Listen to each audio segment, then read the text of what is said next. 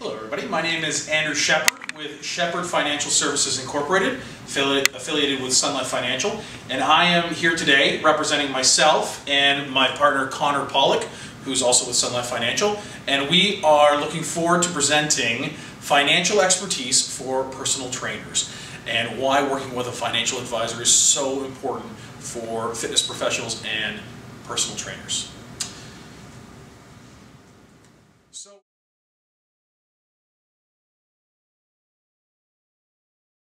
So the first part that we have to look at is the fact that as a fitness professional, you have 10% of the entire picture.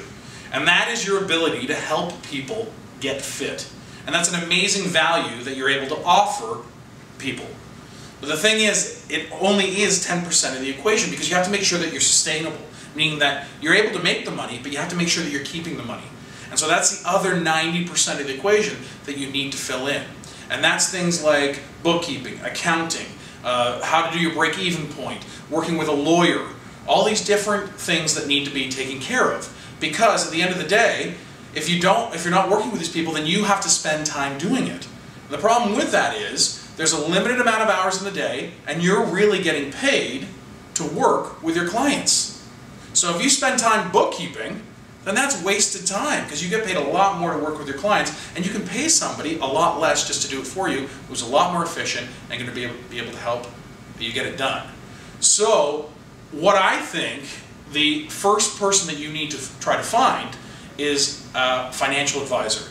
I think finding a financial advisor is the key person to the whole equation, because if you find a good financial advisor, they're going to be able to connect you with a fantastic lawyer, an accountant, a bookkeeper, and they're going to be able to tell you when and how to utilize these people in your financial plan.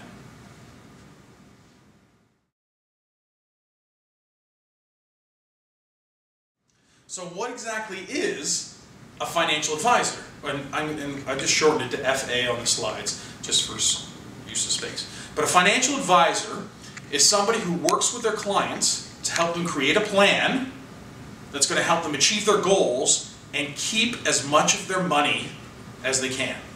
So they're looking to help you be as efficient with your money and make sure that no matter what happens, you've got money, especially when you need it most. And those are the times that people don't often plan for. And so by doing this, it's going to help you to stay on track with what you do best, which is helping people get fit and stay fit.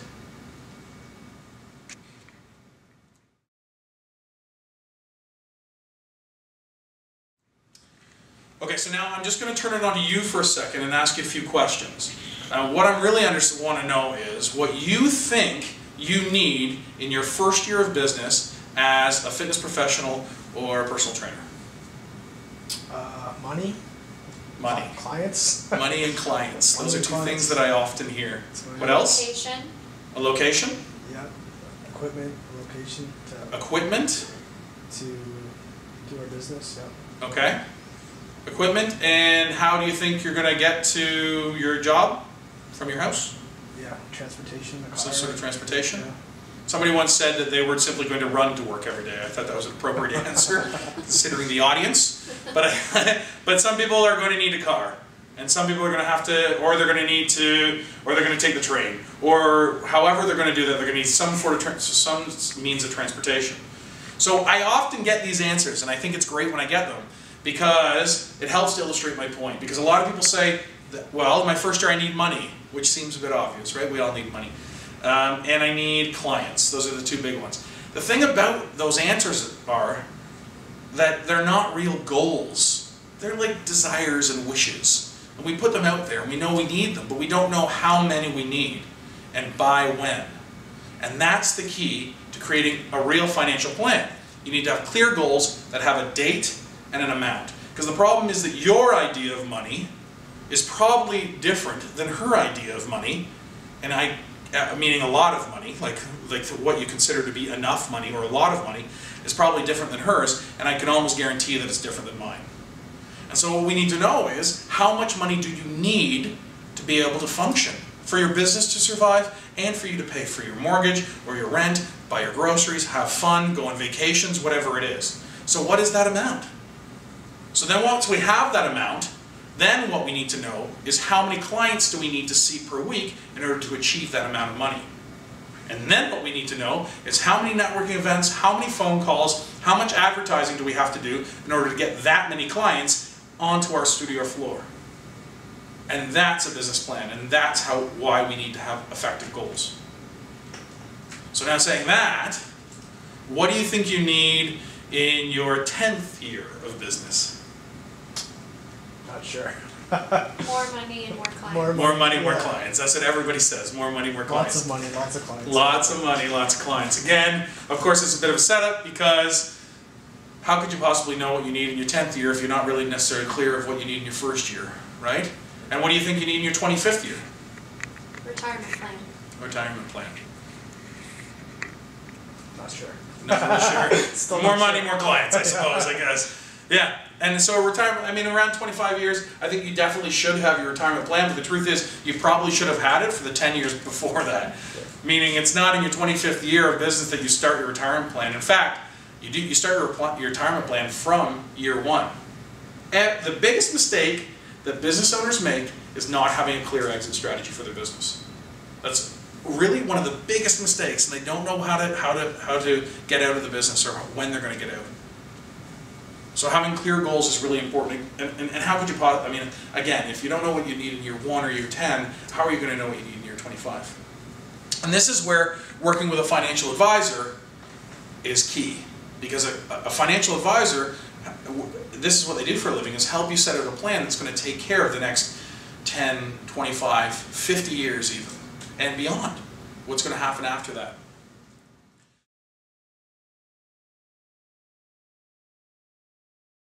So what I wanted to illustrate today are three basic phases that you're definitely going to go through as a business professional, as a business owner.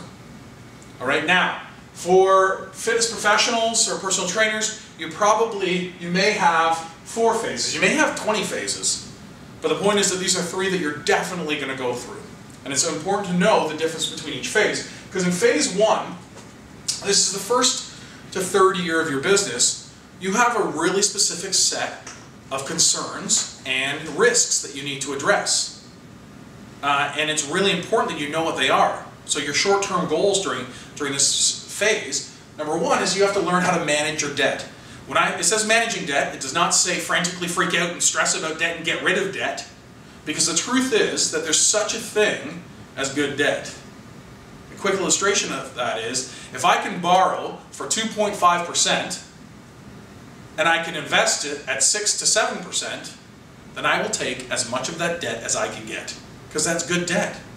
But if I'm borrowing on a credit card at 24.99% from the Bay, that is terrible debt. So it's very important for you to understand that and learn how to manage it. It's a skill you want to make sure that you have under control as soon as possible, because the faster you are able to manage your debt, the faster you're going to be able to get out of phase 1. And it's going to serve you so well throughout your whole career. It's not something you want to wait to learn how to do later in life. You want to learn it as soon as possible. So learning how to manage your debt is very important. The next is making sure that you're protecting your ability to earn money. Because during this phase, you're trying to get everything going, and it's arguably the most precarious point in your whole business career. Because you're so dependent on your ability to make money. And this is where insurance comes into play, because that's how insurance works, is that you're paying a premium to make sure that any of those major things that can happen to completely derail your ability to make money are taken care of. And I always like to use the example of a machine. Let's say that there's a machine in your basement that pumps out $1,000 a day, if you had this magic machine. And I came to you and I said, if you pay me $30 a day, I guarantee that this machine will keep pumping out $1,000 a day. And if it doesn't, then I will give you the $1,000. I'll make sure I replace that income. Is that something that you would probably want to take advantage of? Yeah. I would think so, right? And that's exactly how insurance works. Another example, a question I like to ask clients is that if I could offer you a job that paid $100,000, but if you got sick or hurt, you got nothing. Or I could offer you a job that paid $96,000, and no matter what, if you got sick or hurt, you kept earning that money every year, which job would you take? A 96, right? Of course. And that's exactly how we utilize insurance. It's really important that you understand that, especially if you own your own business. You have to take care of your ability to earn money. And then the last point that you're probably going to want to address during this phase is buying a property of some sort. Whether you're buying your dream house, your first condo, you probably don't want to pay somebody else's mortgage. You want to pay your mortgage as soon as possible. Or if you want to buy a studio, then you're going to start renting out or bringing in your naturopaths and your massage therapists and your chiropractors and everything. You have to decide, how are we going to do this? How are we going to finance this? How am I going to buy a property? So it's a really important issue that you want to address during phase 1. Then you get on to phase 2. Phase 2 is very exciting, because phase 2 is when you start earning money, you're making money, and the only reason you have debt is because you want it, because it's good debt. And you understand how to manage it. You understand the advantages of using other people's money to finance your business. But now you have a completely different set of concerns and things that you need to address. The first one is you want to find tax-efficient investments. You're making all this money. You need to put it away for your retirement or for whatever goal. So how are we going to do it to make sure I'm not giving half of it to the government? That's the question. You can talk to almost anybody out on the street about this and they would have something to say about it. So you want to make sure you're working with somebody who has real strategies that you can utilize. The next thing that you want to address is you want to make sure you have creditor protection. So we have, it's a fairly, in Canada, it's not as litigious as the States, but it's getting more and more litigious every day, it seems. And in your career, and as a business owner, you're exposing yourself to being sued. So you want to make sure that your money is protected as much as possible from this. It's a real risk. And so there are really simple ways that you can invest your money and you can structure your business that are going to help to protect against this risk. And it doesn't cost you any extra money. In fact, often it's also tax efficient. They often correlate together. Because the people who are worried about getting sued are also the people generally who need to protect their money from being taxed. So you want to talk to somebody who understands how to utilize these. And the last one is you may have kids during this period. So this is this phase from after year 3 to around year 25. And if you do have kids, you may want to help them go to school, university, without accumulating all the debt that I had to accumulate. Or you might say, you know what, I had to, so you got to take advantage of OSAP. I don't know. That's your call. But if you do want to help your kids go to university, and you want to make sure that they don't have to graduate with this massive amount of debt, then there are programs that you can take advantage of. And so you just want to understand how to get into those as soon as possible and how to make sure you are utilizing them as well as you can. Then we get into phase 3. Phase 3 is when you have phase 3 essentially is your retirement years, and you have a completely different set of problems now. Again, because now you've made all your money, you're sitting on your $2.5 million, or whatever it is, and now you have a problem. How am I going to get this money out without giving half of it to the government? And I can almost guarantee that if you talk to anybody who's retired in the last 5 years in Canada, they will tell you, I wish I had a better retirement plan. Because the government is taking everything. They think that they're retiring with $500,000, they think they're retiring with $1 million, and they're actually ending up with half of that or less because of the way that their investments were structured and their retirement plan was structured. So this is really important, and you do not start planning for your retirement 5 years before. You start planning for it in year 1. You start having that conversation all the way back here. So you want to start having this conversation as soon as possible. It's never too late to start, but it's not helping you to wait. So that's really important, that you understand that you're going to be dealing with that. The next thing is that you may want to leave money to your children, to your grandchildren, to a church or some kind of religious institute or a charity. And you don't want to give half of the money to the government unnecessarily. You don't have to. Like, there's no need to do that. You can actually pass it on and avoid all of those taxes that come when you die. And you get taxed a lot when you die. So you want to make sure that you're being as smart as possible with that. And the last one is you want to live life large. Meaning you don't want to only be able to live off of $25,000 a year. You don't want to have to live a smaller life than you really wanted to because you're getting taxed so heavily that you didn't have all the money you thought you'd have. Or be forced to sell a cottage. You don't want to be put into a situation that you're not in control of.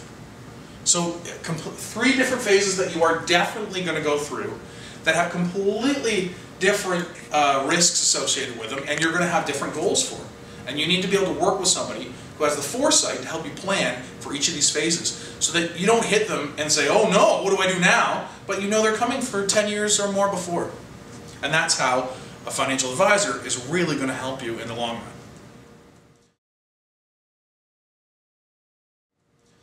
Now, on this slide, what I want to illustrate are all the different areas that a financial advisor is going to cover with you.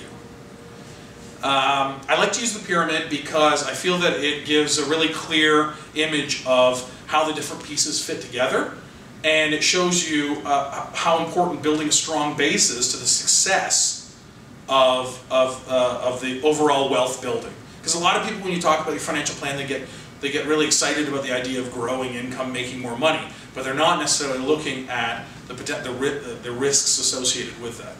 So when we're looking at from the blue line down, including the will and power of attorney, we're looking at different types of insurance that we can purchase to protect against events that we can't control.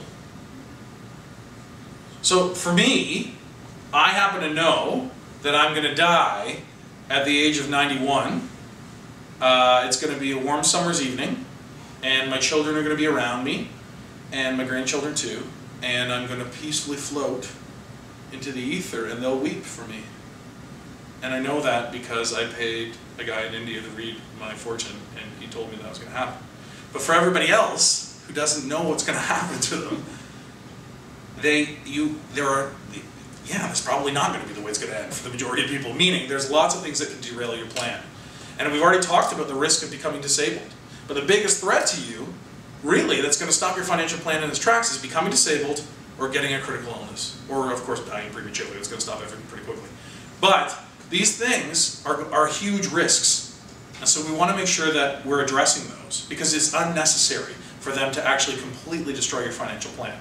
So these are things that we can't control. I mean, we do our best to control them, right? We stay as healthy as we can. We make sure that we look both ways before we cross the street. But there's still things that can happen that we have no control over that are going to completely affect our plan. So we have to address those and just find the right solutions. Meaning, it's not going to be right for everybody just to purchase all these types of insurance. So we have to understand how they work and how they fit for your situation. Then, the green part is really my favorite part because that's the part that we can actually control. This is the planning part. This is the real planning part. This is where we can set a clear goal for retirement savings. How much money do I need by what date? I want to retire when I'm 55, and let's say that I'm planning to live to, well, I know 91, but for everybody else, let's say we're planning to 95 or more, then that means that we're going to have 40 years of income that we've had to save up by the age of 55. So I can tell you that, depending on your lifestyle, we're looking at somewhere around 1.7 to $2 million, depending on how old you are. Let's assume you're 30 years old. We're talking like a large amount of money that you're going to have to save up. But at least we know the amount. And then we can work backwards. We can say, in order to get $1.7 million by the time I'm 55, I need to put this amount of money away per month at a certain rate of return. And then we just make sure that we put that plan into effect. And that's the exciting part about setting these goals. It's just making sure that we're putting in a plan, and then we make sure that we're achieving our goals. And if we're not, then we can change our plan. Again, we want to get you into a property or into a home of some sort. Where do you want to buy? How much are you going to put down? Does it make sense for you to try to save up a deposit that's 20% to avoid paying the CMHC insurance? Or do you want to put down 10% because the market's going to eat that extra cost up anyway? These are important questions that you need to work with somebody who understands enough about it to give you that kind of feedback. Education savings we talked about, but we can add any goal. We can add cottage, travel, wedding. These are things that people are usually adding on. Whatever is important to you. Harley Davidson. Maybe that's a goal. So, but you want to know, if you're saying travel, how much is it going to cost you to travel? How often do you want to go? What's the smartest way for us to invest and save so we can access this money for these trips?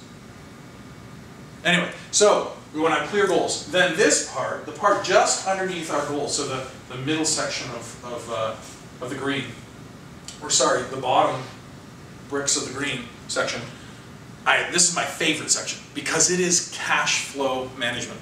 So you may have heard that cash is king. That's actually not true. Cash flow is king. How efficient you are with your cash flow is everything when you run a business. And so, and just to share a story of where this kind of hit home for me, is that in my previous life I owned a bar restaurant in Taiwan. And in the first year, I hemorrhaged money into this business. I could not, I just was paying to run a bar. Then in the second year, I was able to stop this hemorrhaging, which was nice, because now I was working there for free, which is much better than paying to work there. But in the third year, I started making money, which felt amazing. So I had a friend of mine come in who had been in the business for years, and he asked me if he'd tell me. Basically, I thought he was going to tell me how great I am, but I asked him to do an evaluation of the business, give me his feedback. So he's drawing lines on liquor bottles. He's going through all the cash registers. He's in the back pulling frozen chunks of chicken out of the fridge, out of the freezer. And at the end of the day, he sat down. He said, "Andrew, I think you're doing a pretty good job. You're only losing about 7 to 10% due to sloppiness." Now he thought he was giving me a compliment. For me, it was like getting kicked in the stomach.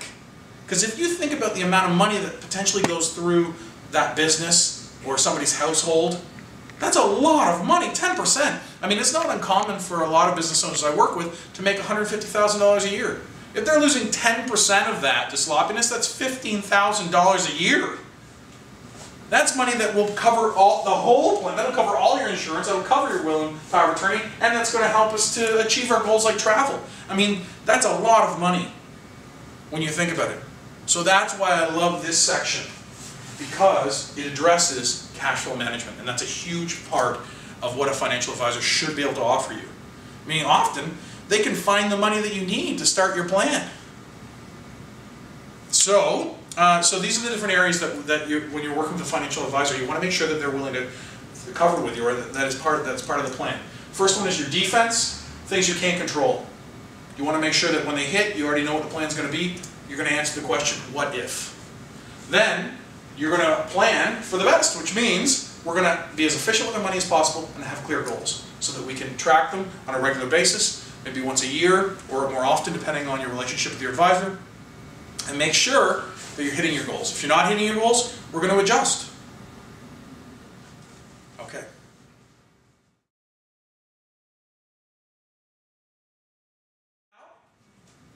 I'm going to flip it on to you again.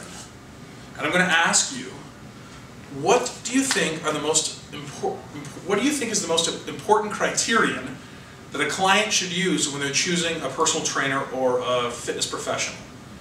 So the 4 different criteria that I've listed are qualifications, location, cost, and compatibility. Cost. You think cost? Why do you think cost? Because in this day and age, people want to get the most value for their buck that they're paying. And the economy's bad and people can't afford a lot of things. Right. So you think that people are very cost aware, like they're yeah. But I think that's great. I actually like your answer, because I think you actually said something that's really important. What you said is that people are looking for the best value for their dollar, and I think that that's exactly right. I think that people are looking for value. And so what that means is that it doesn't mean that they're necessarily looking for the cheapest. It means that they're looking for the best value. In the way that if you have a personal trainer who only costs $30 an hour or $50 an hour, but they're terrible at their job, you're not getting a very good value. But if you have another personal trainer that's charging $65 or $75 an hour, but is amazing at their job, then you're getting huge value from, and maybe it's just perceived value, but regardless, you're getting huge value.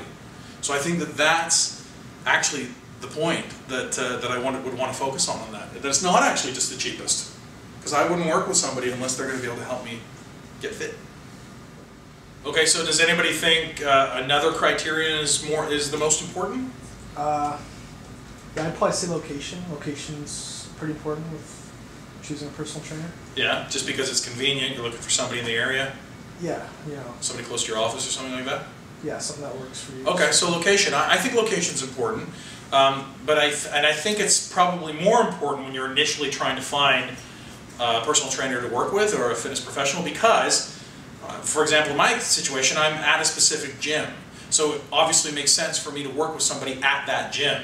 Now, mind you, if there's nobody at my gym who can help me, I'm probably not going to work with somebody there, right? I wouldn't just do it just because they're there. But if there is somebody that I'm compatible with, then I think location in the beginning is important. But if that person that I am compatible with, that is actually going to help me get fit, moves and opens their own studio somewhere, there's a really good chance that I'm going to actually go with them. And I'm going to actually stay with them because I know that that I'm compatible with them and that they're going to be able to help me achieve my goals. So I guess I can understand why location would be important. It's an important thing to address, but I don't know if it would be the most important thing. Yeah, maybe not the end. Yeah. But I can understand why it would be. Right? Okay. And so I guess that you can see from my answers what I think. I mean, going through each of them, I think qualifications are extremely important because you want to make sure that you're dealing with somebody who's educated, who's staying current. I always use the example of my chiropractor who is constantly studying, constantly coming and telling me about all the stuff that he's studying, and I don't understand any of it. I don't know what any of it is, but I don't really care because all I care about is the fact that he's extremely excited to be doing what he's doing. And so I think qualifications are really important when you're looking for any kind of professional, and I think the personal trainers are included in that. When you're dealing with location, we've already addressed that. I think location is important because, well, obviously because I'm not going to work with a personal trainer who's in Vancouver. I mean, there are definite limitations, but probably somebody in the GTA, you're kind of pushing it out. And, no, GTA is fine. I'll stick with that. But I mean, I don't know how far I don't think I'd go to Ottawa from Toronto to work with a personal trainer. Sure. So I guess location does definitely come into play in a wide sense. Yeah. But I wouldn't just work with somebody simply because they're on my corner. I think that's the more important point. Cost. Cost is extremely important, but cost is important in the way that you want to make sure that you're getting the best value for your dollars. We work hard for our money. Your clients work hard for your money, and you want to make sure that they're getting their value. And then so it comes down to compatibility, because at the end of the day, there are thousands of personal trainers or fitness professionals out there. So how am I going to choose one over another?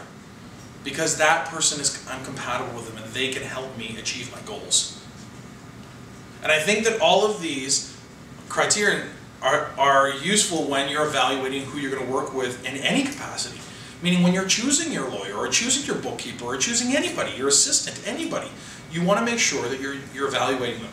And I think they're extremely important when you're trying to find a financial advisor that you are looking to work with. Now I'd like to take a look at each of these criteria, one by one, and how it relates to financial advisors. The first one is qualifications.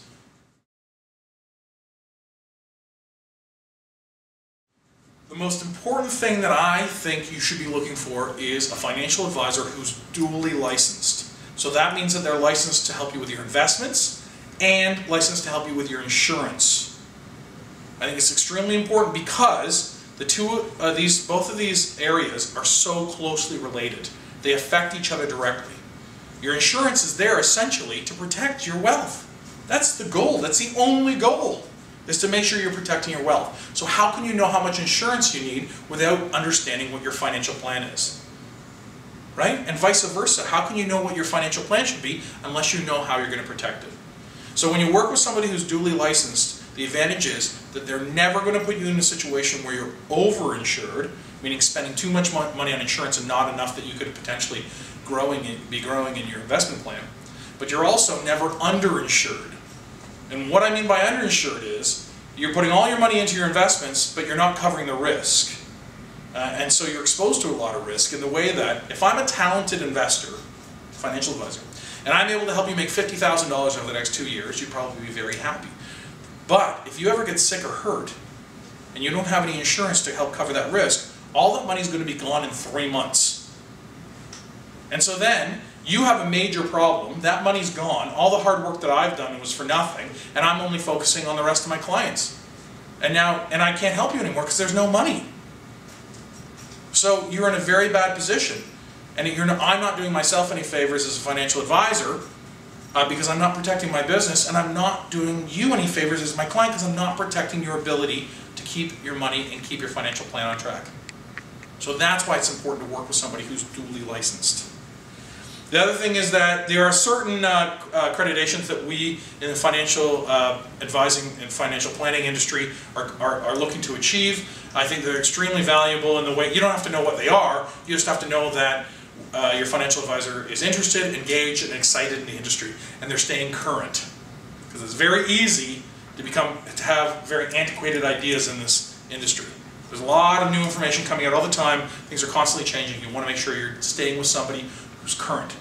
So CHS is Certified Health Insurance Specialist, CLU is Certified Life Underwriter, CFP is Certified Financial Planner, and then MDRT is $1 Million Roundtable. So these are some of the accreditations that you can ask your financial advisor if they have, or if they're planning on, if they're working on, planning on working on in the future. This just gives you an indication of how engaged they are in the industry.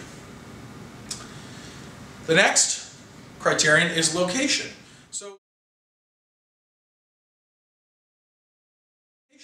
So I think that it makes sense to find a financial advisor that can service you effectively from their location. So what that means is they have to first of all be licensed in the province that you're in, right? Now it's a little easier to work with a financial advisor who's in a different province. I mean, I personally have clients who are in Alberta, British Columbia. I actually have clients in the States and Taiwan, and I can effectively work with them because of Skype and because just in our travel when we cross paths. It is possible to work with somebody in that way. But you want to make sure that you're comfortable with it. And so you should be having at least an annual meeting, if not more often. But it's really when you need to contact your financial advisor that you're going to be able to get in touch with them. So you want to make sure that you're in a situation that you're comfortable with and the financial advisor is comfortable working with you in. The other is if you have plans to move internationally. This is the reason why I put this on as a point is because I have come across a lot of people who love to travel, and I personally love to travel as well. And one of the concerns starting a financial plan is, well, does it make sense for me to wait until I'm settled, where I know I'm going to be for the rest of my life, and then I can start building my plan now, because now I might go to Australia and work for a year, or I think about going to England and studying. And for me, I think that it's really important that you start your plan as soon as possible. You work with a financial advisor who's comfortable helping you through each of these moves. It doesn't mean you have to be overly aggressive during these moves with your financial plan, but somebody who understands what your long-term goals are is going to help you get there, make sure your money's safe, that you're using it as effectively as possible, and then when you do settle, you'll have all that time that you've already started to establish your plan. So if you are planning on moving internationally, if you have any goals to work abroad, that you find somebody who's comfortable helping you with that and working with you on those terms.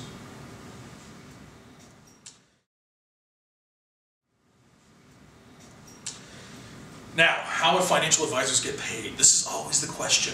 Whenever I have a new client come in, I can feel the question in the back of their brain, just waiting to ask it.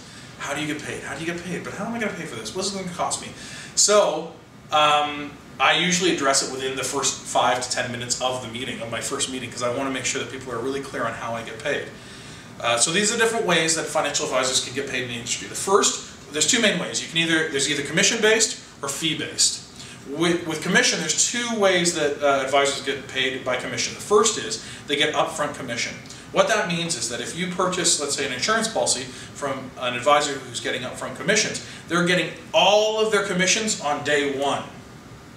So they're getting a big chunk of money to sell you that insurance policy right up front. So you need to be aware of that, because with that structure, it may lend itself to a strategy where they are trying to sell you a policy that they are going to have to resell you in 2 years from now, so they can get all those commissions again. And they're going to try to keep reselling you this policy over and over again. And you just have to be aware of that. I'm not saying that that's definitely a strategy they're going to use, but it does lend itself to that type of strategy from their point of view. The other way that commission-based advisors get paid is with lifetime commissions. So what this means is that the advisor, you don't pay them any money, but they're getting a commission off of whatever product, whether it's insurance or investments that you have, and it's going to be the same amount over the duration of your relationship with them. So they have a motivation to keep you as a happy client. And that's a really valuable thing to have. And so it would never make sense for somebody who's getting paid a lifetime commission to keep replacing your policy, because they're just replacing one commission with another commission. And it's a lot of work for no real gain. So a lifetime commission might be a good solution depending on the type of relationship you're looking for from your financial advisor. Now the second way that they can get paid is fee-based, and this just means that you're not dealing with any products, they're not helping to manage your plan. What they're doing is taking all your information in and creating an extremely comprehensive financial plan, which you then take and you find the products that fit into the plan for you. A lot of people like this because it's not product focused and because they feel like they have more control. They feel like there's a very clear relationship between the advisor and with them, meaning I paid you a fee for a plan, now it's mine to do whatever I want with it. The thing about fee-based is it can be very expensive. It can be easily up to $10,000 for or more for a comprehensive plan. And I think that that's where you really have to evaluate the value of that plan, because then you have to take it and quarterback essentially the plan. Meaning you've got the plan, but then you have to make sure it happens. So you're not getting that extra value. Yeah? If you're doing fee-based and you acquire, say, a significant life change, like you have a child, then do you have to repay the fee, or how does it work? That's a good question. So the question is, if you're working with a fee-based advisor and something major happens like a death or a birth or something, do you have to pay to have a new plan done? So the short answer to that is yes. Essentially, whenever it's fee-based, you're always paying for any of the changes or any of the updates, because generally when you're working with a fee-based, you're going back every 3 years or so often, and it can cost you, it's usually by the hour, it can cost you $150 or more an hour. So it depends on how complicated the life change is for the overall plan. And you're paying $150 an hour. So yeah, fee-based is exactly that. You're definitely paying for it. Whereas if you're dealing with somebody from a lifetime commission, for example, all of that service is included in that commission, that relationship. Does that answer your question? Okay, great. All right, and the last one that we're looking at is compatibility. Some things you want to look at when you're thinking about how compatible you might be with a financial advisor. The first is, does your financial advisor take the time to explain things to you? This is the #1 concern I find people have when they think about working with a financial advisor is, I'm not going to understand what they're saying, I don't know about money, he's going to talk over, or she's going to talk over my head, I don't want somebody to make me feel like I'm stupid. And so the thing is this, it's true, there are a lot of people in the industry who deal with their clients like that. So you have to be aware of that, and you just don't tolerate that. You want to make sure that people are using plain English to explain things to you. A lot of times financial advisors like to use jargon because it makes them seem more intelligent than they are. So find somebody who speaks your language. And there are definitely financial advisors out there who do, and who understand that. So I would say that don't tolerate it is probably the answer there. And if somebody's using words and trying to talk over your head and not explaining things clearly, it's probably because they don't actually really understand what they're saying. That would be my advice. And you want to make sure that they're answering emails and your phone calls, because that's really, I mean, if you're emailing about something or you have a phone call, that you put a phone call through, it's because you need some information about your financial plan. So you want to make sure that somebody has a system to make sure that they're getting back to you as soon as possible, right? Even if they're just writing back, say, got your email, I'll be back in touch with you in 48 hours. Yeah, like, I understand. Like, that's enough. At least you say, okay, great. I haven't fallen into somebody's spam box or whatever. So I think that those are really important when you're looking at compatibility. The second point is age. You have to be really aware of when somebody's going to retire. Because you're looking at somebody who's been in the business for 40 years, 35 years, 30 years even, and yeah, they've got a lot of knowledge, and your parents worked with them and they were happy with what the advisor was able to do with them. But if they're retiring in 5, 10 years, you're going to have to go through the whole process of trying to find somebody again. So it probably makes sense to work with somebody who's going to be able to help see you through retirement, and even beyond that, meaning what happens to all the money or your financial situation, like your whole plan after you die. Ideally, you want somebody who's going to help with that succession plan as well. So something that you want to think about. As well, do you like this person? I know that sounds obvious, but you really should like the person who's helping you with your money. You should actually want to chat with them. You should want to go for a coffee with them. You should want to come and see them. Right? And I think that's a really important thing that people don't consider enough. Is, do you like your financial advisor? And if you think, he's alright, or she's alright, then you probably want to keep looking. It's got to be somebody you're like, yeah, no, he's great, or she's great. I really like going to see them, I really trust him, I really like her, she's funny, whatever it is. So I think that that's a really important thing that you want to be aware of.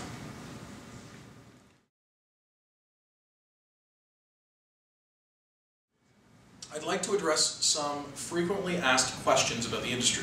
These are the really common questions, or some of the concerns that people have when they're thinking about working with a financial advisor. The first is, I don't have any money. I mean, why would I work with a financial advisor? Because I don't have any money.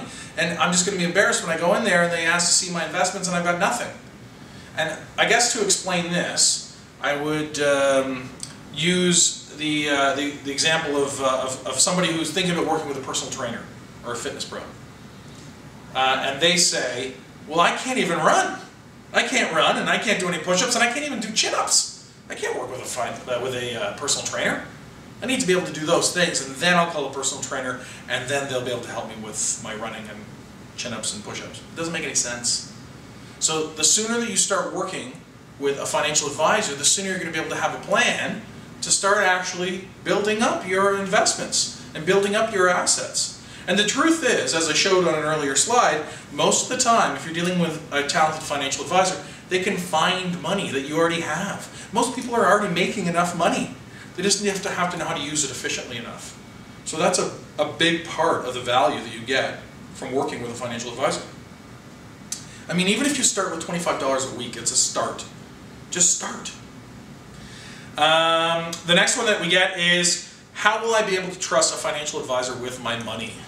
And I can understand that because I hear all these stories in the news about Bernie Madoff and how he stole everybody's money. So I think that a really important thing is to understand how somebody gets paid, to understand what the track record is, and where they're coming from with that, and who is backing them. Meaning, did you get this through a quality referral?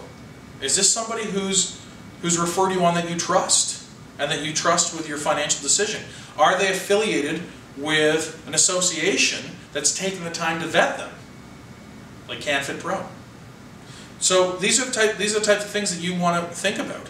And then make the decision, meaning interview 5, 6, 7 people. If you were hiring an assistant who's going to help you with your emails and getting you coffee, you would probably interview 5 people at least. So you should probably do that with your financial advisor as well. But when you find somebody that you like, you'll know it, and it'll be a good feeling, and then you can work with it. But then you want to make sure that you keep checking up. You want to be involved with your financial plan. So this is how you can address that.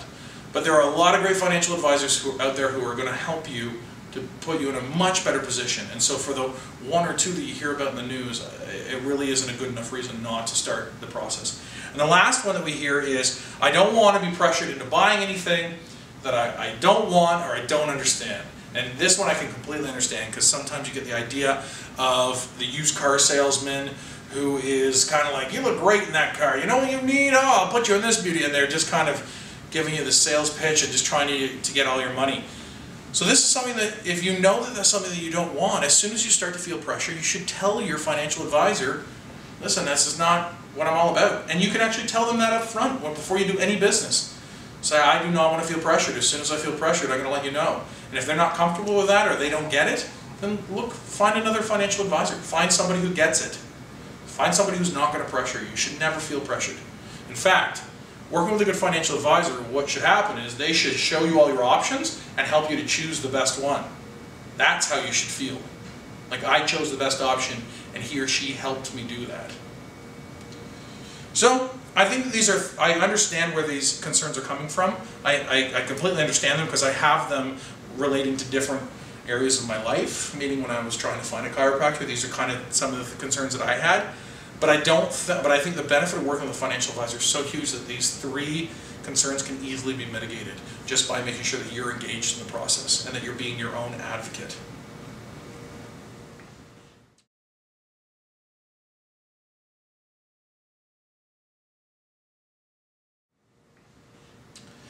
Okay, so thank you very much for your time. We really appreciate you allowing us to present for you today. Really excited at the potential of working with CanFit Pro. Just to wrap it up, I want to hit on our 4 key points that we want you to take away from today's presentation. The first is, find professionals to work with so you can focus on what you do best and you can focus on the activities that help you make money.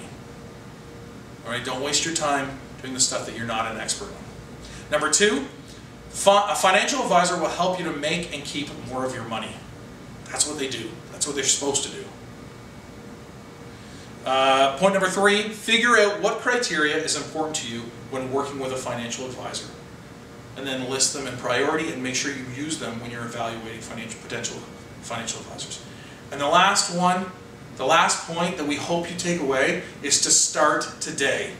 You're not getting paid to wait to find somebody. The sooner you find a good financial advisor, the sooner you're going to start keeping more of your money, you're going to start reaching your goals. So engage the process, embrace it, and start today. So thank you very much, and we look forward to hearing from you soon.